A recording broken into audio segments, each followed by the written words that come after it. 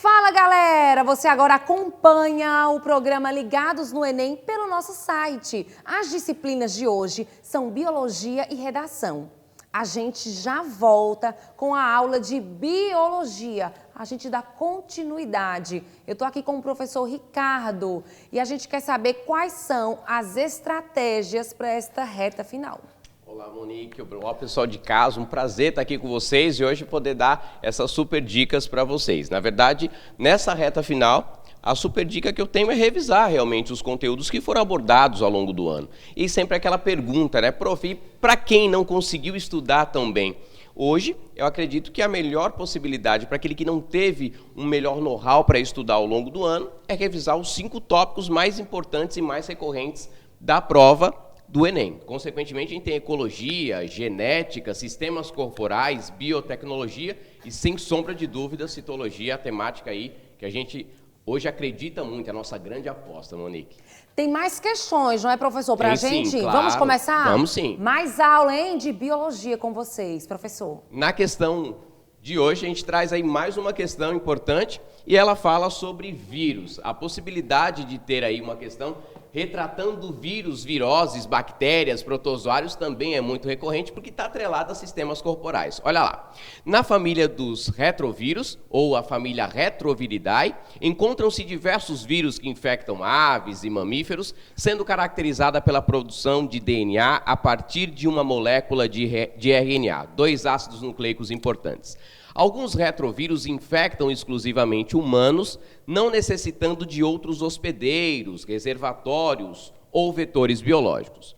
As infecções ocasionadas por esses vírus vêm causando mortes e grandes prejuízos ao desenvolvimento social e econômico. Nesse contexto, pesquisadores têm produzido medicamentos que contribuem para o tratamento dessas doenças. Olha as alternativas aí.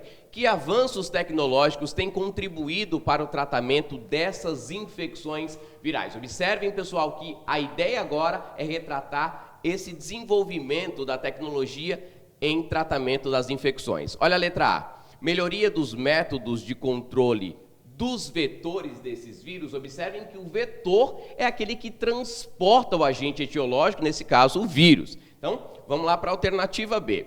Fabricação de soros mutagênicos para o combate desses vírus. Os soros, pessoal, têm ação curativa. Não é uma forma de se tratar biotecnologicamente esse tipo de agente etiológico. Olha aí a letra C. Investimento da indústria em equipamentos de proteção individual. Seria uma demanda muito grande de gastos financeiros para que a gente tivesse aí realmente todos os equipamentos possíveis para as mais infindas possibilidades de viroses.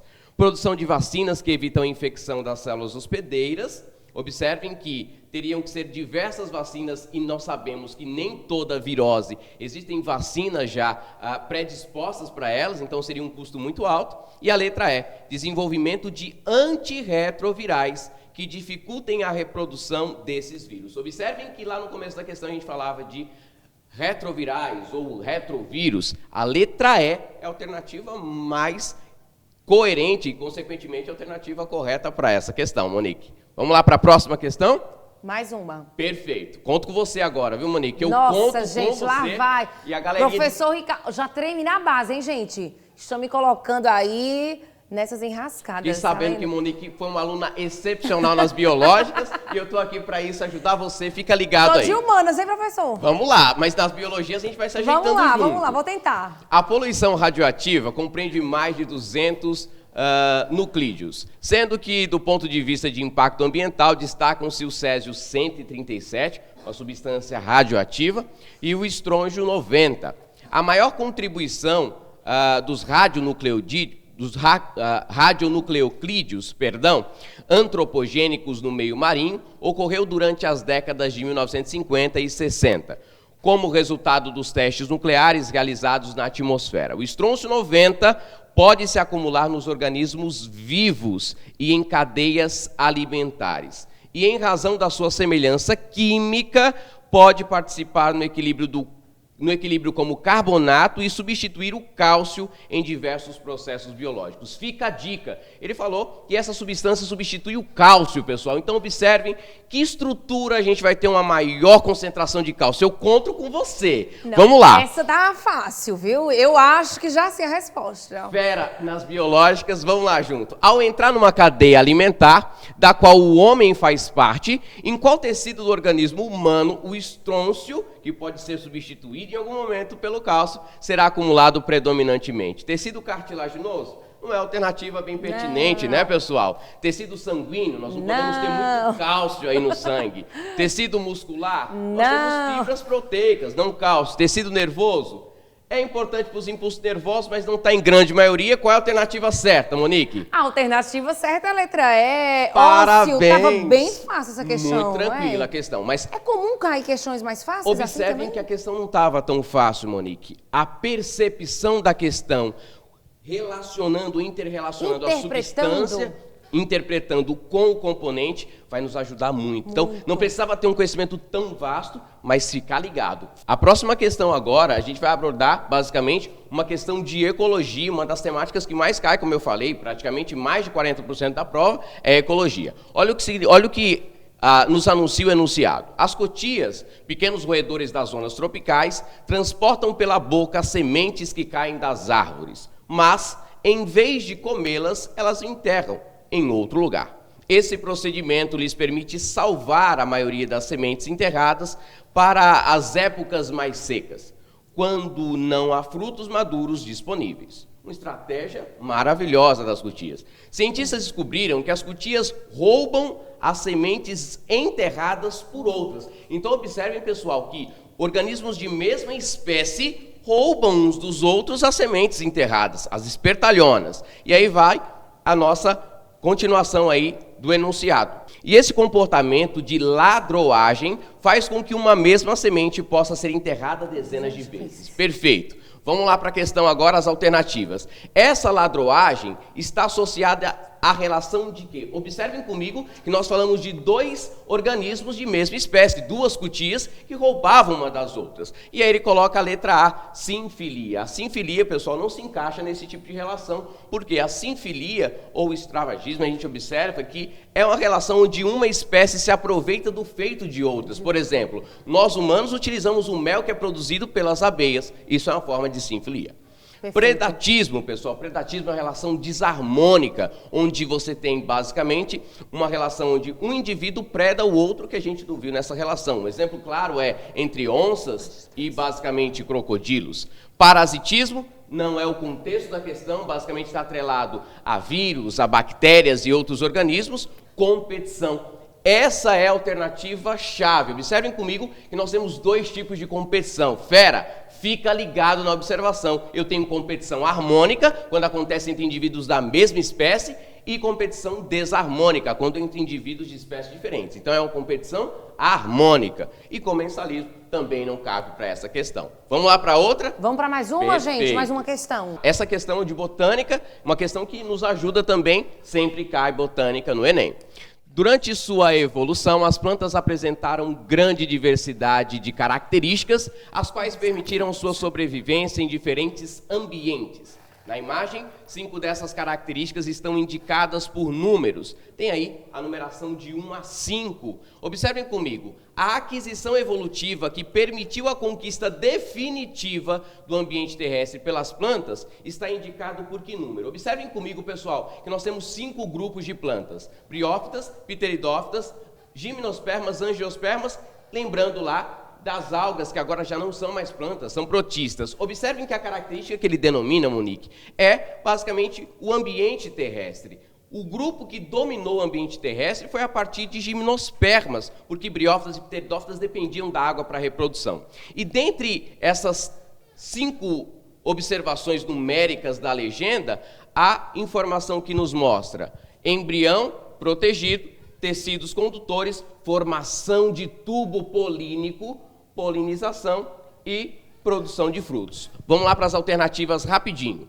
Observem comigo, pessoal, que das alternativas, a que mais se enquadra para o domínio do ambiente terrestre, sem sombra de dúvida, é o tubo polínico. Apresentar tubo polínico é não depender mais da água para a reprodução, e aí nós temos a característica das gimnospermas. E aí, a resposta correta seria a letra C, a alternativa mais pertinente. Observe, 4 grupos de plantas, algas deixou de ser, foi o processo evolutivo dos 5 grupos. Vamos lá? Fechamos aqui basicamente esse enunciado de questões. Eu espero que você tenha compreendido um pouquinho da biologia e eu estou aqui à disposição de vocês sempre que precisar. Muito bem. Olha, eu vi que a gente tem que analisar e interpretar sempre, né? Sempre. Muito bem, professor. Muito obrigada pela participação. Eu que participação. agradeço vocês, foi um prazer estar aqui.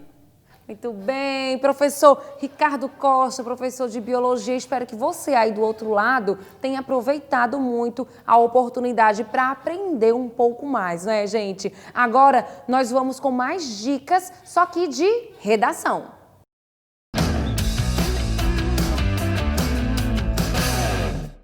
Muito bem, eu já estou aqui com o professor Thales e já começo com uma pergunta. Essa pergunta que não quer calar. Quais são suas apostas de temas para a redação do Enem deste ano, professor? Tem aposta? Se tiver, me conte tudo. Monique, que bom estar de volta. Cara, que pergunta difícil e que responsabilidade para um professor de redação. Acho que quando começa o ano letivo, a primeira pergunta dos nossos alunos sempre é essa. Que tema vai cair esse ano? Como a gente já viu na aula da TV, não é tão importante saber o tema que vai cair antes. Bom, que o aluno já esteja preparado para o que possa aparecer e, acima de tudo, esteja muito bem atualizado. Eu acho que arriscar um tema a essa altura do campeonato pode deixar o aluno muito condicionado a pensar só naquilo.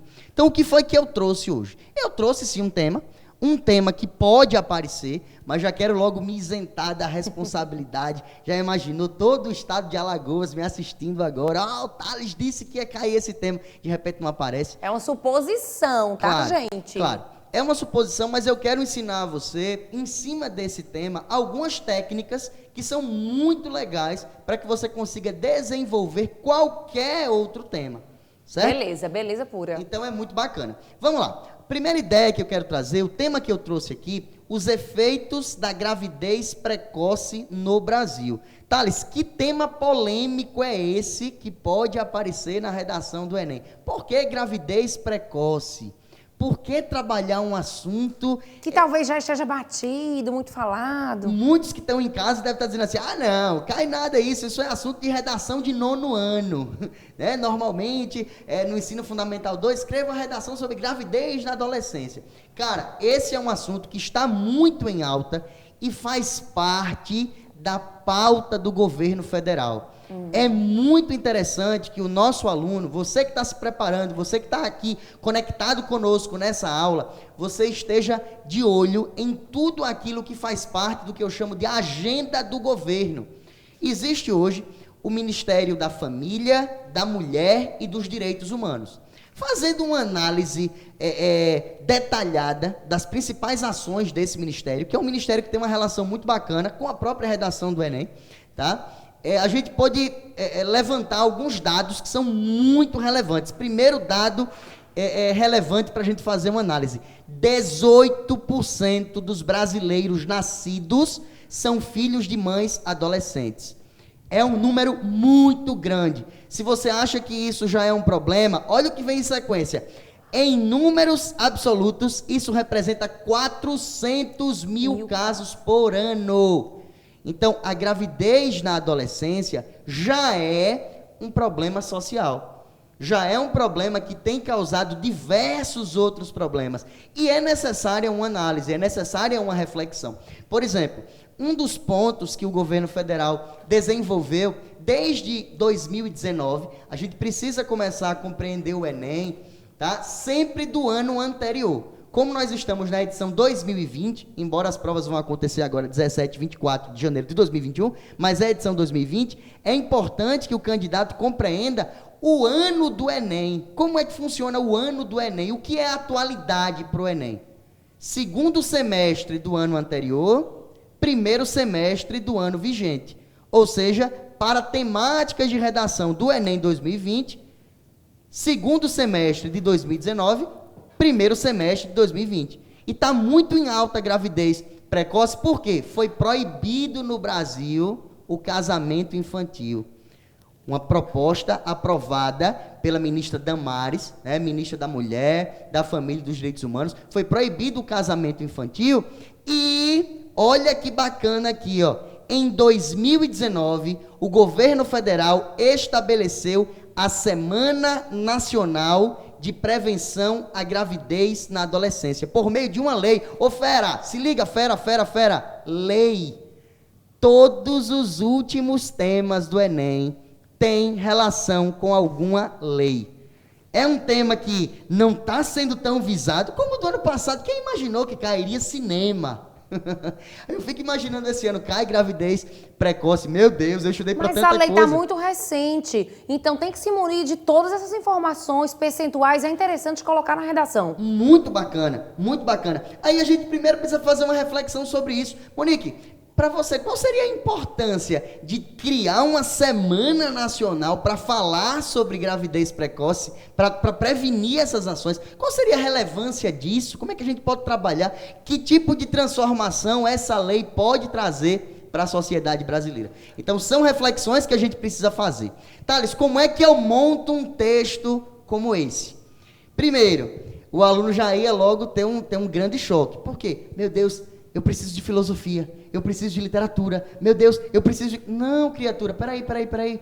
Vamos acessar o seu repertório sociocultural, aquilo que você é mais familiarizado. O que é que você gosta de ler? O que é que você gosta de assistir? O que é que você gosta de ouvir? Isso faz parte do seu repertório sociocultural. Então, se você consegue fazer uma conexão entre aquela outra área do conhecimento e o tema proposto, serve para a redação do Enem. O que foi que eu fiz?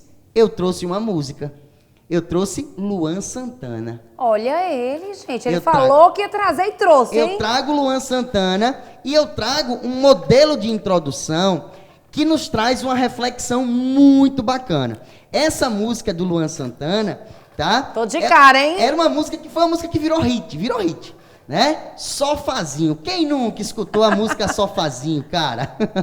Quem nunca escutou? Mas essa música, quando eu vou aplicá-la a uma temática de redação, eu preciso argumentar sobre ela e eu preciso ter uma opinião sobre essa música. Veja como é que eu trago essa música de maneira didática para que ela seja aplicada dentro da minha redação. Eu trago aqui.